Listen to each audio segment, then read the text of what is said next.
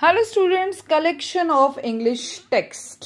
तर हा जो लेसन आहे तो तुमच्या 5th इंग्लिशचा 4th युनिटमधला लेसन आहे, कलेक्शन ऑफ इंग्लिश टेक्स्ट. फार इंटरेस्टिंग आहे. तुम्हाला हा पेज बघितल्यानंतर लक्षात येईल. तर या पेजवरती तुम्हाला वेगवेगळ्या प्रकारचे पिक्चर्स दिसत आहेत. आणि इंग्लिश टेक्स्ट म्हणजे काय, तर इथे इंग्लिशमध्ये वेगवेगळी माहिती आहे. तुम्ही काय करायची, ती गोळा करणं अपेक्षित आहे. जसं की पहिल्या चित्रात आपण बघतोय अ तिकीट फॉर अ शो. म्हणजे या चित्रात काय दिसतं की हे एक डान्स फेस्टिवलचं तिकीट आहे आणि यामध्ये कार्यक्रमाचा दिवस, वेळ, स्थळ आणि प्रवेश शुल्क दिलेलं आहे. तुम्ही जर हे तिकीट बारकाईनं बघितलं तर तुमच्या असं लक्षात येईल. इथे Kala Sadhana presents dance festival, Aradhana hall 10B, Mayur colony, Shripur, Wednesday 21st October 2015, 6:30 PM, no refund no exchange, म्हणजे परत पैसे मिळणार नाही. किंमत 150 रुपये आहे, 150 रुपीज. आणि अशा प्रकारे तिकीट असतं आणि त्याचा काय अर्थ आहे तुम्हाला इथे दिलेला आहे. तर अशा प्रकारच्या गोष्टी आपण गोळा करतो ना. आणि नेक्स्ट आहे अ बिल. आता तुम्ही बाजारात जात असाल आणि वेगळे बिलं गोळा करत असाल तर त्याच्यामध्ये बघा हे बिल आहे. महावीर स्टोअर्सचं बिल आहे, जे की तळेगावचं आहे, LV Ghate road. Mister Dilip Desai यांच्या नावाचं, 9/1/2015चं, pen, eraser, sharpener, notebook, alarm क्लॉकचं, त्याची किंमत दिली इथे.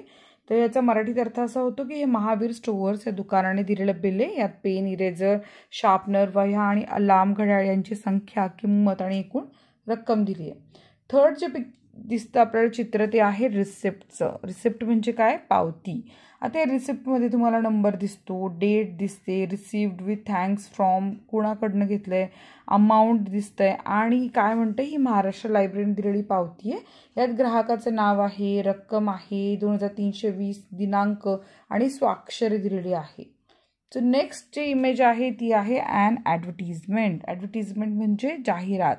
तर इथे दिसतं की वस्त्र एम्पोरियम नावाचं दुकान आहे, एक्झिबिशन कम सेल आहे इथे. A wide range of silk and cotton sarees, dress materials and bedsheets and bedspreads. The 26 October 2015 to 8 November 2015, 9 AM to 9 PM ही वेळ आहे. हरी म्हणजे घाई करा. 10% to 50% discount on every purchase. Purchase म्हणजे खरेदीवर. Attractive offers on purchases above 5000 rupees. म्हणजे 5000च्या वर जे पण खरेदी करतील त्याच्यावर काहीतरी आकर्षक भेटवस्तू आहे. मराठीत असं होतं की ही वस्त्र एम्पोरियम या दुकानाची जाहिरात आहे.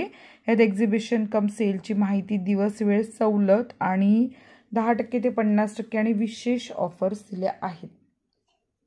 नेक्स्ट इमेज जी तुम्हाला दिसते इथे ती आहे कार्टूनची. इथे कार्टून दिसते आपल्याला. याच्यामध्ये काय, अ कार्टून स्ट्रिप. ही कार्टून स्ट्रीप काय, ही कॉमिक स्ट्रीप. तुम्ही कॉमिक पुस्तकं वाचत असाल ना कार्टूनची, तशी कॉमिक स्ट्रीप आहे. एक मुलगी आणि तिचा कुत्रा आहे.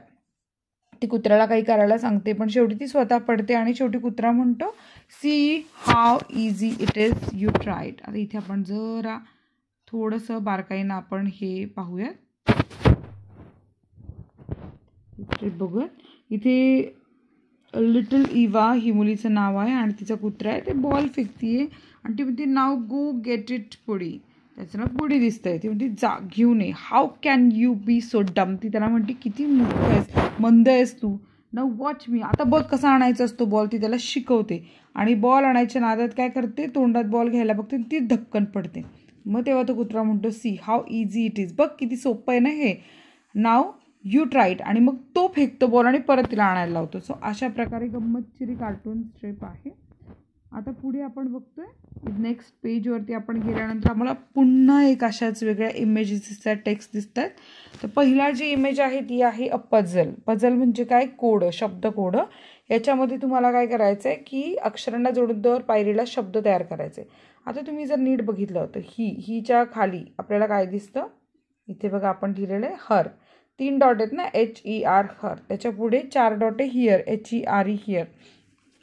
तशा प्रकारे there, top, shop, stop, busy, bus वगैरे हे विद्यार्थ्यांचे शब्दभंडार वाढवण्यासाठी इथे शब्द आपण दिलेले आहे ते तुम्ही त्या डॉटमध्ये वापरू शकता.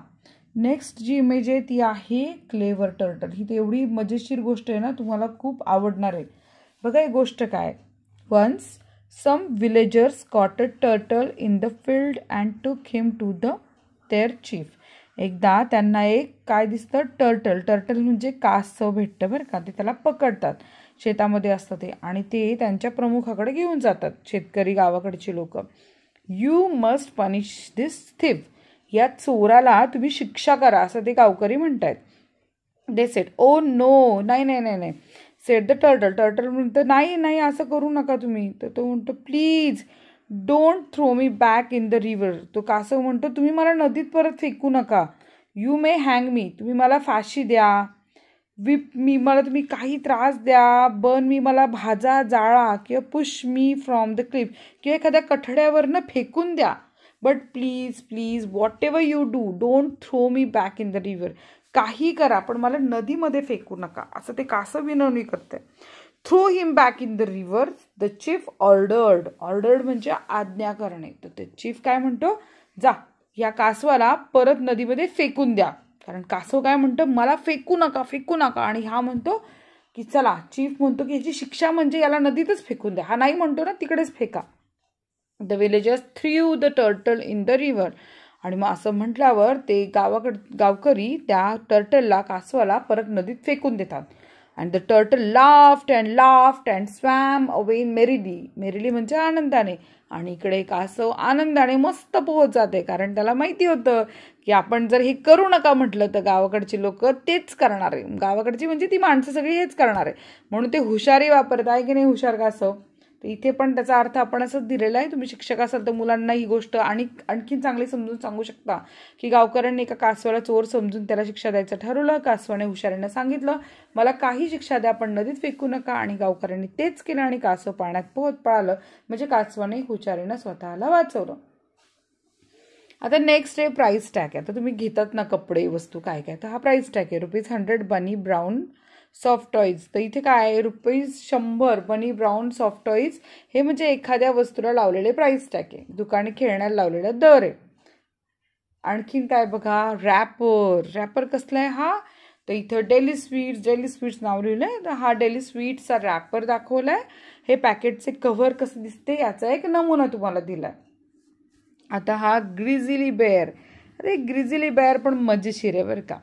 If you ever meet a grizzly bear you must never ask him where he is going or what he is doing, for if you ever dare to stop a grizzly bear you will never meet another grizzly bear. तरी अशी कविता आता मी नीट सांगते अर्थसहित. म्हणजे तुम्ही जर कधी जर त्या ग्रिझली बेअरला भेटलात तर तुम्ही कधी नाही विचारायचं की तो कुठे चाललाय और व्हॉट इज डुईंग, नाही तर तो काय करायला माहिती का. For if you ever dare म्हणजे तुम्ही जर हिंमत केली to stop a grizzly bear, तुम्ही जर त्याला अडवून विचारलं की तू कुठे चाललायस, तर मग तुम्हाला पुन्हा कधीच दुसरा ग्रिझली बेअर पाहायला मिळणार नाही. आहे की नाही छान कविता. आता पुढचे आपण बघूया. इथे काय लिहिलंय, इथे काही वाक्य आहेत. आता यांचा अर्थ बरं का. CM visit science fair at Nagar, म्हणजे मुख्यमंत्री नगर येथे आयोजित विज्ञान प्रदर्शनाला भेट देतात. 2 injured in road accident near Chakan जवळील रस्ते अपघातात 2 जखमी. Lohegaon students bags Ramanujan prize, म्हणजे लोणीकन किंवा लोहगाव येथील विद्यार्थ्यांनी रामानुजन पुरस्कार जिंकला. गणितातील एक मानाचा पुरस्कार. World cup 2015 New Zealand beat Scotland by 3 wickets, म्हणजे वर्ल्ड कप 2015 न्यूझीलंडने स्कॉटलंडवर 3 विकेटने विजय मिळवला.